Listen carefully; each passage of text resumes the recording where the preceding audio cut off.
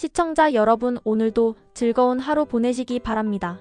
오늘의 사연 시작하겠습니다. 안녕하세요. 저는 이제 30 중반을 지나고 있는 결혼한 지 4년 차가 된 평범한 여인입니다. 아이 하나를 둔 엄마이기도 하고 직장에 다니며 매일같이 분주한 하루를 살아내고 있는 워킹맘이기도 하지요. 아침이면 정신없이 하루가 시작되고 회사에서 업무를 마친 후에도 육아와 집안일은 쉬지 않고 저를 기다리고 있습니다. 물론 이런 삶이 언제나 쉬운 건 아닙니다. 아이가 열이 나거나 밤새 잠을 설치는 날이면 출근길이 두려울 때도 있고 정리되지 않은 집안을 바라보며 깊은 한숨을 내쉴 때도 있어요. 그럼에도 불구하고 제가 지금의 삶을 감사하게 받아들이고 또 기쁘게 살아갈 수 있는 건 바로 함께 사는 신랑 덕분입니다. 신랑은 저보다도 가사와 육아에 더 많은 책임을 지려고 애쓰는 사람이에요. 제가 피곤해 보이면 먼저 아이 목욕을 시키고 퇴근 후 설거지를 도맡아 하기도 하죠. 그런 신랑과 함께하는 삶은 분명 힘든 가운데서도 크고 따뜻한 위로가 되고 매일의 일상 속에서 작지만 확실한 행복을 느끼게 해줍니다. 물론 살다 보면 완벽할 수만은 없지요.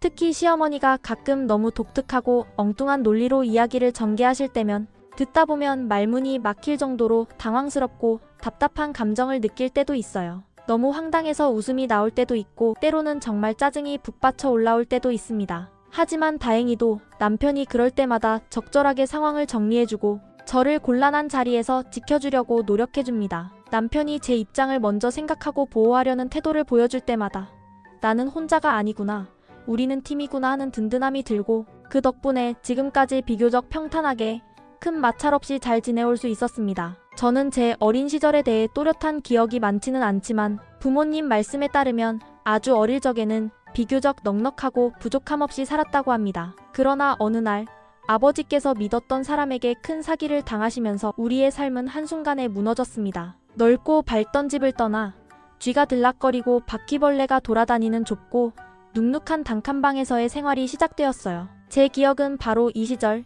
그 낡고 어두운 단칸방에서부터 시작됩니다. 창문 틈새로 찬바람이 들어오고 비라도 오는 날이면 곰팡이 냄새가 진동하던 방이었지만 부모님은 늘 웃음을 잃지 않으셨고 힘들고도 고된 삶 속에서도 저를 지켜내기 위해 애쓰셨습니다. 그런 부모님의 노력 덕분에 제가 중학교에 진학할 무렵에는 드디어 아파트로 이사를 할 수 있었어요. 부모님 두 분 다 하루 두세 개의 일을 병행하시며 악착같이 돈을 모으셨고 결국 아늑하고 안정된 공간을 마련하셨습니다. 그렇게 해서 마련한 아파트는 결혼 전까지 제가 살던 집이자 제게는 가장 익숙하고 따뜻한 공간이 되었습니다. 저도 그렇고 지금의 신랑도 외동입니다. 그래서인지 부모님은 저를 더욱 살뜰하게 챙기셨고 제가 대학에 진학할 무렵부터는 줄곧 하시던 말씀이 있었습니다. 나중에 내가 결혼을 하면 두 분은 시골로 내려가 조용한 삶을 살겠다는 계획이었죠. 그 말씀은 빈말이 아니라 실제로 실행에 옮기신 것이었고 두 분은 이미 시골에 집까지 마련해 두셨습니다. 제가 대학을 졸업할 무렵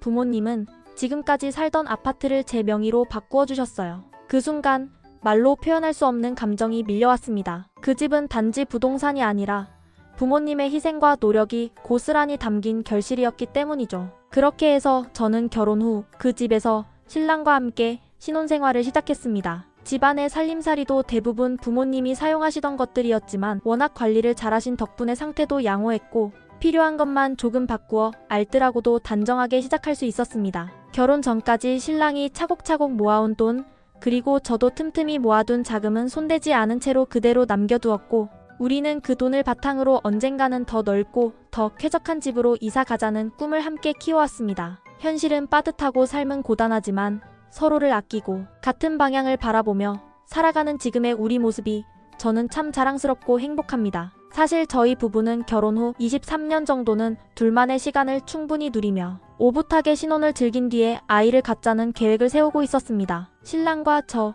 둘 다 혼자 자란 외동이어서 그런지 서로를 더 깊이 알아가고 함께 사는 삶의 리듬을 천천히 맞춰가고 싶었어요. 게다가 결혼 전까지 모아놓았던 돈도 적지 않았고 당장 급한 지출이 필요하지 않았기 때문에 우리는 조금은 여유롭게 미래를 설계할 수 있으리라 기대하고 있었습니다. 그런데 참 인생이란 게 생각처럼 흘러가지는 않더라고요. 결혼 초기에, 그러니까 결혼한 지 몇 달 지나지 않아 예상치 못한 선물처럼 아이가 생긴 겁니다. 당황스럽기도 했지만 마음속 깊은 곳에서는 복이라고 느꼈고 그 복을 반갑게 맞이하기로 했습니다. 어릴 적 제게 부모님은 항상 버티는 삶의 상징이었습니다. 아버지가 사기를 당한 이후 삶은 곤두박질 쳤고 부모님은 생존을 위해 악착같이 일하셨습니다. 그런 부모님의 모습을 보며 자라면서 저는 늘 결심했어요. 언젠가 제게 아이가 생기면 아이에게는 버티는 삶이 아닌 누리는 삶을 보여주고 싶다고요. 부모님이 겪었던 고생은 제 세대에서 끊고 싶었습니다. 아이에게는 적어도 조금은 여유로운 환경 속에서 안정감 있는 부모의 모습을 보여주고 싶었어요. 그래서 저는 내심 결혼 생활을 단단히 정비하고 집도 안정시키고 돈도 좀 더 모은 다음에 아이를 갖고 싶었던 거죠. 하지만 운명은 그런 계획을 비웃기라도 하듯 저희에게 예정보다 훨씬 빨리 부모가 될 기회를 안겨주었습니다. 저희 부부는 결혼을 매우 간소하게 했습니다. 예식장도 소박하게 잡았고 큰 예물 같은 것도 전혀 하지 않았어요. 사실 저는 커플링 하나만 나눠 끼고 서로 마음이 있으니 그것만으로도 충분하다고 생각했습니다. 돈이 아깝다거나 인색해서가 아니라 보여주기식 커리어식을 하고 싶지 않았거든요. 그런데 시어머니께서 예단을 안 받으면 너무 서운하실 것 같다고 하셔서 그 마음을 생각해서 예단을 준비하려고 마음먹고 있었어요. 그때 신랑이 제 앞에서 시어머니께 딱 잘라 말했습니다. 며느리가 대출 한 푼 없이 집까지 마련해서 시집을 왔는데 그런 며느리 앞에서 예단을 요구하시는 건 정말 염치 없는 일이라고요. 신랑은 단호하고 냉정하게 어머니께 따졌고 저는 그 자리에 앉아서 아무 말 없이 신랑의 말을 듣고 있었지만 마음 한구석에서는 속이 다 시원하고 통쾌했습니다. 사실은 제가 하고 싶었던 말을 신랑이 대신 해주니까 그 감정이 더 컸죠. 그렇게 남편의 태도에 저는 큰 위안을 느꼈고 이 사람과 결혼한 게 잘한 선택이라는 확신이 더 커졌습니다. 그 일 이후로도 신랑은 늘 저를 먼저 생각해 주었습니다. 신혼집을 제가 마련한 만큼 예식장 비용이나 신혼여행 비용 같은 건 자기가 전부 감당하겠다고 했어요. 저는 그 말을 믿었고 그렇게 서로 분담이 된 줄 알았죠. 그런데 시어머니는 그걸 두고 또 시끄럽게 굴었습니다. 왜 아들 혼자 다 부담하느냐? 며느리도 반은 내야 하는 거 아니냐며 난리를 치셨죠. 결국 저는 더 이상 말썽이 생기지 않도록 반반 내겠다고 했지만 나중에 들으니 그 일도 신랑이 나서서 어머니께 엄청 화를 내고 혼을 내셨다고 하더라고요. 결과적으로 모든 비용은 신랑이 책임졌습니다. 저는 아무 말도 하지 않았지만 속으로는 고마운 마음과 함께 신랑에 대한 믿음이 더 단단해졌습니다. 결혼 후에도 시어머니는 흔히들 말하는 전형적인 시어머니 스타일을 보여주셨어요. 전화드리면 이제야 전화했네, 일주일 만이구나 하시며 안부 전화를 정해진 규칙처럼 요구하셨고 제가 입덧 때문에 힘들고 몸이 무거운 임신 중에도 아랑곳 없이 이것저것 일을 시키셨죠. 저는 속으로 이건 아닌데 싶은 생각이 들면서도 직접 나서서 말하지는 못했어요. 그런데 이런 순간마다 남편이 항상 나섰습니다. 어머니께 지금 며느리 몸이 어떤 줄 아세요? 라며 따지기도 하고 저 대신 목소리를 높여줄 때마다 저는 말로 다 표현할 수 없는 안도감을 느꼈습니다. 누군가가 나를 지켜주고 있다는 느낌, 그게 얼마나 큰 위안인지 경험해본 사람만 알 겁니다. 지금 와서 돌아보면요. 처음부터 무난한 시어머니를 만나서 고요하고 편안한 결혼 생활을 하는 것보다는 가끔은 황당하고 개념 없는 행동을 하시는 시어머니를 맞닥뜨리며 그때마다 남편이 분노하고 저를 위해 맞서주는 모습을 보는 게 오히려 더 흥미롭고 짜릿했던 것 같아요. 마치 드라마 한 편을 매일 보는 것처럼 말이죠. 물론 그런 장면 뒤에 숨은 저는 시어머니가 꾸중 들을 때마다 몰래 웃음 짓고 있는 못된 며느리이기도 했습니다. 하지만 그것 또한 저희 부부가 함께 만들어낸 삶의 한 장면이고 때로는 그것마저도 즐겁게 느껴지는 건 남편이 언제나 제 편에 서 있기 때문일 겁니다. 얼마 전 꽤 오랜만에 시댁에 들렀다가 다시 한번 시어머니 특유의 황당한 논리를 듣게 되는 일이 있었습니다. 늘 그렇듯 처음엔 평화롭게 시작되었죠. 다들 둘러앉아 이런저런 안부를 묻고 아이는 커가는 이야기, 요즘 집값이 어쩌네 저쩌네 하는 대화를 나누다가 갑자기 시어머니가 한마디 툭 던지신 겁니다. 너희 집 팔고 지금까지 모은 돈이랑 합쳐서 우리 다 같이 큰 집으로 이사가는 건 어때? 라고요. 순간 저랑 신랑은 동시에 멈칫했죠. 응? 뭐라고요? 하는 표정으로 서로를 바라보았습니다. 물론 시어머니가 어떤 분인지 오래 겪어봐서인지 저는 이미 머릿속에서 시어머니의 논리가 어떻게 흘러갈지를 예측하고 있었어요. 예상대로였습니다. 그 집은 내가 해온 게 아니잖아. 너희 부모님이 해준 거지. 내가 번 돈으로 산 것도 아니고 살림도 부모님이 쓰던 거 그냥 쓴 거고 전자제품도 그랬잖아. 그러니까 그건 내 게 아니야. 라는 식으로 말씀하시더군요. 아, 또 시작이구나 싶었습니다. 예전에 신혼여행도 단촐하게 동남아로 3박 5일 다녀왔고 결혼식도 조촐하게 가족과 가까운 친척만 초대한 터라 그때도 시어머니는 비용을 반반 내야 한다고 하시더니 이번에도 또 다른 버전의 반반 논리를 들고 나오신 거죠. 그 순간 신랑이 옆에서 숨을 들이쉬더라고요. 그 특유의 분노 게이지가 천천히 차오르는 게 느껴졌습니다. 저희 시어머니의 이런 논리 전개를 들으면 남편은 거의 무조건적으로 흥분합니다. 그날도 입술이 바짝 말라가며 금방이라도 뭐라고 쏟아낼 기세였어요. 예전 같았으면 저는 조용히 신랑 뒤에 서서 남편이 대신 화내주고 막아주는 모습을 구경하며 속으로 쾌감을 느꼈겠죠. 하지만 이번만큼은 달랐습니다. 저도 이제는 그냥 가만히 있을 수가 없더라고요. 그래서 살짝 웃으며 말했습니다. 자기야, 왜 그래? 어머님 말씀 들으니까 다 맞는 말 같아. 우리 집 내가 한 거 아니지. 우리 부모님이 해주신 거 맞잖아. 그러니까 어머님 말씀대로 부모님께 돌려드리고 우리가 그 집 한 돈이랑 지금까지 모은 돈이랑 합쳐서 큰 평수로 이사가자. 어차피 나중에 어머님 아버님 모셔야 하잖아. 지금부터 같이 살면 어머님이 살림도 해주시고 아이도 봐주시고 얼마나 좋아. 나 진짜 너무 좋을 것 같아. 제 말에 방 안의 공기가 잠깐 얼어붙는 것 같았습니다. 시어머니는 순간 당황하신 듯 했고 신랑은 처음엔 저를 빤히 쳐다보다가 그 얼굴에 얘가 진심인가? 하는 표정이 스쳐갔죠. 저는 거기서 멈추지 않고 계속해서 이야기를 이어갔습니다. 그리고 어머님이 말씀하셨잖아요. 그 집은 내 것이 아니고 우리 부모님 거라고. 그러면 당연히 부모님께 돌려드려야죠. 원래도 부모님은 그 집을 저희 신혼집으로 써보라고 하셨던 거니까요. 주신 게 아니라 잠깐 쓰라고 하신 거라고 생각할게요. 그러니까 돌려드리고 부모님은 그 돈으로 노후자금 하시게 하고요. 그리고 어머님, 아버님이 살고 계신 집도 팔고 우리 돈이랑 합치고 대출 조금만 받으면 요즘 아파트 비싸긴 해도 50평대 정도는 충분히 가능할 것 같아요. 시어머니는 제가 무슨 말을 하나 싶었는지 눈동자가 흔들리기 시작했습니다. 제 말이 맞는 것 같기도 하고 아닌 것 같기도 한 복잡한 표정이 얼굴을 덮더군요. 그리고 이어진 제 한마디가 결정타였습니다. 사실요.